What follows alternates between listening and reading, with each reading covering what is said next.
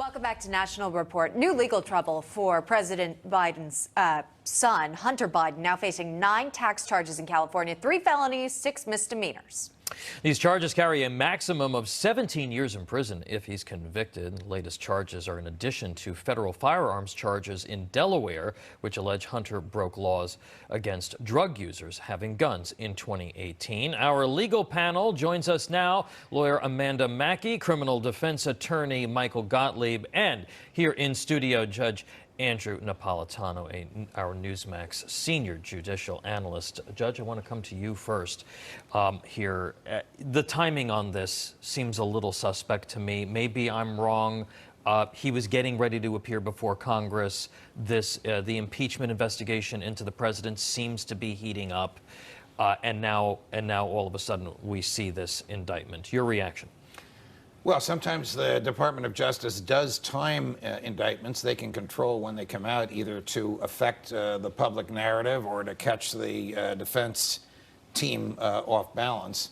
This is the indictment that Republicans have been calling for, not because they hate his father, but because they believe that there's serious evidence here of illegal activity, and he was getting favors because of who his father is. We'll decide. I will tell you this, it's unusual to indict somebody for a misdemeanor. First of all, a misdemeanor, which means the penalty, the maximum penalty is less than a year in jail, doesn't even require an indictment. And secondly, the government usually treats the failure to pay taxes as a civil matter. They will sue you, get a judgment against you, attach the judgment to your property, and if they can, force you to sell the property. So it's unusual that they've sued him, that they've indicted him for that. The serious charges, though, are income tax evasion, the failure to report adequate streams of income. Those are the ones that he and his lawyers should be worried about. You know, we got a statement from his attorneys, and they say if Hunter's last name was anything other than Biden, the charges in Delaware and now California would not have been brought. Amanda, I'll go to you on that one. Just to read on what we've heard now from Abby Lowell. Well, it's really funny that she would say that, considering how blatantly obvious it is what he's done. I mean, if you read the indictment, it is pretty clear all the things that he has done. The facts are there. The hundreds of thousands of dollars that were spent on drugs and women and cars, exotic cars, instead of paying his taxes. You know, never mind the gun charge that carries maximum sentence of 25 years, felony gun charges, but just looking at all the tax charges, they're very clear. He didn't pay. He lied. And so for his counsel to say that, I mean, it's laughable. It doesn't even pass the laugh test, I should say. But really, when you look at everything in the totality of the circumstances, it is very obvious what's happened, and we should be very thankful to the whistleblowers for exposing this, despite the Department of Justice pushing back, thwarting their efforts. They really did a heroic job, and hopefully this tells future agents that the exposure will happen, whether they like it or not, because of whistleblowers and their heroic efforts. Michael, does this, though, impact the investigation and the financial sort of forensic investigation that is going on right now with respect to his father and other members of his family? How does this, if at all, impact what's going on there? You know, I can't say whether it impacts it or not, but the investigation has been going on for 5 years. It started in 2018 under the Trump administration. I do think it's 100% politically motivated. Individuals like Hunter, who have paid their taxes back. He paid the taxes back in 2020. He paid the fines. You don't typically see prosecutions like this. There's plenty of people who commit crimes but don't get prosecuted, especially when they have ample mitigation as he does. But again, in terms of affecting his father, there's been 5 years, and I've not yet heard or seen any evidence of complicity by the president. You know, and again, the president maintains that he was not in business with his son. And again, we've sort of followed his response. He's calling it lies and dismissing it, and the White House not commenting on this latest indictment. But Judge, there's a lot at stake for the first son here. You mentioned that 17-year prison sentence potentially if he's convicted. What are the odds of that? Well, I don't know what the odds of it are. My colleague is correct that normally one is not indicted on a case in which the taxes have already been paid. So they're going to make the political defense. They're going to say if his name was Hunter Jones instead of Hunter Biden, he wouldn't even be defended in this case. But it really depends on whether or not there were material misrepresentations made to the government. So if you file your taxes and there's phony baloney stuff in there and pay the taxes, that does not absolve you from a charge of income tax evasion if they go back and audit you and decide that you didn't report all of your income, even if you paid taxes on it.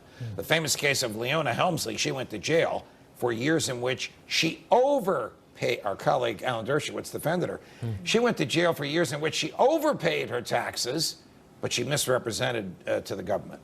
Amanda, I want to come to you on this. We've been talking also about the fact that there could be these FARA charges, these foreign registered agent charges, and it just seems that we know that this is out there. There does seem to be evidence of that, but yet we haven't seen an indictment there. Is this the first of potentially, another shoe that could drop with respect to Hunter Biden?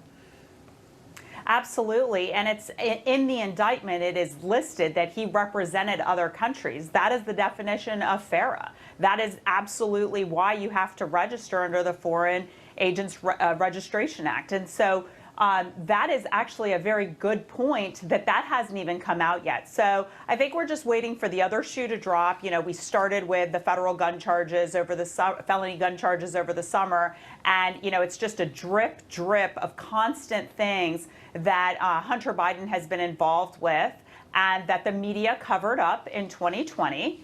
They really did not allow light to shine on these types of things. They covered it up in order to help his father win an election. And so I think you're going to see more of this come out, especially, as I said, the heroic efforts of whistleblowers and also very astute judges like Judge Norica that basically said, this is fluff. What you guys are entering into, this plea agreement, I'm not okay with this. Right. And that was very important that she did that. I think we should all be very happy about good government. That it's hard to find, but we are seeing it in this case. Yeah, Judge Norica rejecting that proposed plea deal in July. That would have essentially granted immunity for other charges that the first son would be facing. Now David Weiss has got his indictment out. Let's just dive into it for a bit. Writing in part, the defendant engaged in a 4-year scheme to not pay at least $1.4 million in self-assessed federal taxes he owed for tax years 2016 through 2019. Weiss goes on to say that Hunter spent his money on, quote, drugs, escorts and girlfriends, luxury hotels and rental properties, exotic cars, clothing, and other items of a personal nature. In short, everything but his taxes. Michael, talk to us about how the defense is planning their response to this indictment. I'll be honest, and look, I practiced criminal defense for 30 years, so maybe I'm immune to this, but that doesn't sound that bad to me. That's what people do when they don't pay their taxes. Or we have an onslaught of PPP cases now, and people are going out and buying Lamborghinis and spending the government's money on something else. That's not that bad in terms of the allegations in this case. Those are standard non-payment cases. And again, I would say if that's the best that they have is to say that while he was a drug user, he didn't spend his money on taxes, but since 2020 has paid them. I just don't think it's that damning of an allegation of the 3 felonies that they have against Hunter.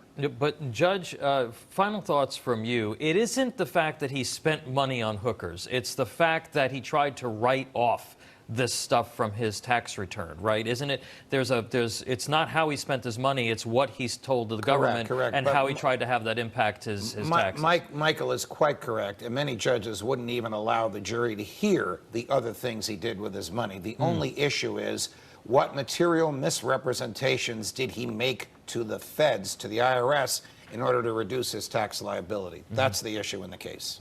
Okay. All right. It's just getting started. We appreciate our legal panel for weighing in. Thanks so much. Amanda Mackey, Michael Gottlieb, and Judge Andrew Napolitano. We appreciate it as always. Have a wonderful weekend.